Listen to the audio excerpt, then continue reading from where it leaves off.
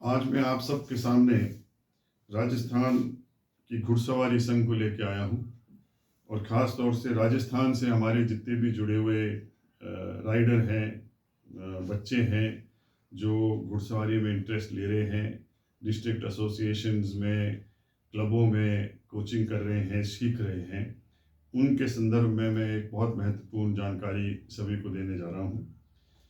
देखिए, कितने भी खेल जो इंडिया में है, भारतवर्ष में है, सबका कानून एक सा है। नेशनल स्पोर्ट्स डेवलपमेंट कोड 2011 ये बताता है कि स्टेट एसोसिएशंस को ही मान्यता प्राप्त है किसी भी फेडरेशन में वोट देने का और उसमें भाग लेने का। और जितने भी डिस्ट्रिक्ट हैं वो स्टेट से जुड़े हुए रहेंगे और जितने भी क्लब हैं वो डिस्ट्रिक्टों से जुड़े हुए रहेंगे।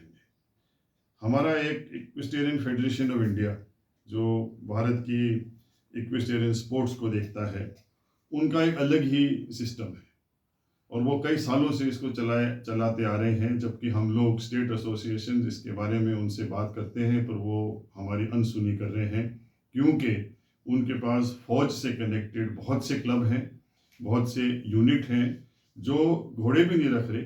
मेडिकल यूनिट है, ट्रांसपोर्ट यूनिट है, डॉग यूनिट हैं, उनको भी उन्होंने अपना मेंबर बना रखा है वोटिंग के चक्कर में।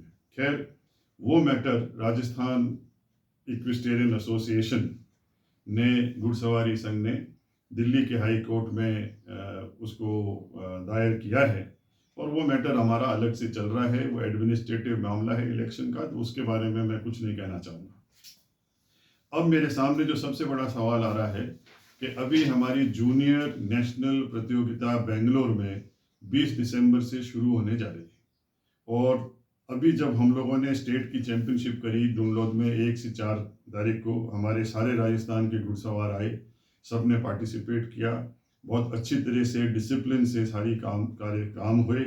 हमारे सारे कोच, हमारे क्लब के लोग सारे यहाँ मौजूद रहे और बड़े सफलतापूर्वक हमने इसको आयोजित किया। और भारत से भारतीय फेडरेशन से जो हमारे जुड़े हुए इंटरनेशनल जजेस हैं, नेशनल जजेस हैं, वो चारों बड़े मान्यता प्राप्त हैं, वो चारों हमारे साथ मौजूद रहे, उन्हीं के सामने ये सारे खेल खेले गए। अब सवाल ये आ रहा है कि जब हमने राजस्थान स्टेट चैंपियनशिप कर ली, राजस्थान स्पोर्ट्स काउंसिल के आदेशों के अनुसार, जो अभी कुछ 1 महीने पहले निकला था, जिसमें ये कहा गया था कि राजस्थान स्टेट चैंपियनशिप हर खेल में होनी चाहिए और ख़ास तौर से घुड़सवारी का भी नाम उसमें दिया गया है। और उसके बाद हमें जो टीम चयनित होती है स्टेट के बाद, उसका रिकॉर्ड हमें स्पोर्ट्स काउंसिल को भेजना है और साथ साथ में उनके पोर्टल पे डालना है। अब जब हमने उसकी तैयारी कर ली और डालना चाह रहे हैं, तो मेरे सामने ये डिटेल आ रहा है जो मैं आपके एक इतने से आपको एक कागज़ पे दिखा रहा हूँ। ये न्यूज़ निकाल रखी है भारतीय फेडरेशन ने और इसमें उन्होंने ये लिखा है कि राइडर का रजिस्ट्रेशन जो है वो वैलिड क्लब या इंस्टीट्यूशन से ही माना जाएगा।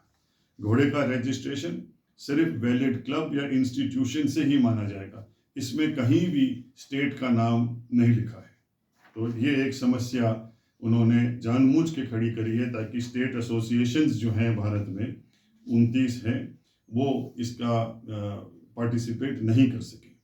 साथ साथ में जब वो लिस्ट निकालते हैं लड़कों की जो क्वालिफाई होती है आरईएल से, आरईएल उन्होंने कर रखा है क्योंकि वो एक जरिया है पैसे कमाने का क्लबों के लिए और इंस्टीट्यूशंस के लिए। वो घोड़े लाख लाख रुपए में, 2-2 लाख रुपए में बच्चों को हायर करते हैं और 2 आरईएल अगर बच्चे को खेलनी पड़ती है तो आप ये लगा लो 3 से 5 लाख रुपए उसके खर्च होते हैं घोड़े किराए पे लेने पे और घोड़े को ले जाना लाने में। अब आप अंदाज लगा सकते हैं कि अगर राजस्थान से घोड़े ठेठ बेंगलोर जाएंगे तो कितना खर्चा उनका होगा। तो उस हिसाब से जब वो लिस्ट भी बनाते हैं, मैं आपको ये लिस्ट भी दिखा रहा हूँ, ये भारतीय फेडरेशन ने एक लिस्ट निकालते हैं जिसमें कहते हैं कि ये लोग ही क्वालिफाइड हैं पार्टिसिपेट करने के लिए, यानी कि स्टेट चैंपियनशिप की रिजल्ट से उनको कोई मतलब नहीं। स्टेट से जीते हुए लड़के जो स्टेट खेले हैं उनको हम अगर भेजना चाहें तो वो इस लिस्ट में अगर नहीं है तो वो पार्टिसिपेट नहीं कर सकते। इस लिस्ट में अगर आप गौर से देखें, मैं दोबारा इसको दिखा रहा हूँ, तो इस लिस्ट के अंदर सिर्फ नाम है और फेडरेशन का जो रजिस्ट्रेशन नंबर है वो है। कहीं भी उसमें ये नहीं लिखा गया है कि ये लड़का कौन से स्टेट से है। अब इस हालत में हमारे लिए बड़ा मुश्किल है कि हम किस तरीके से हमारी टीम को चयनित करें स्टेट के कानून से।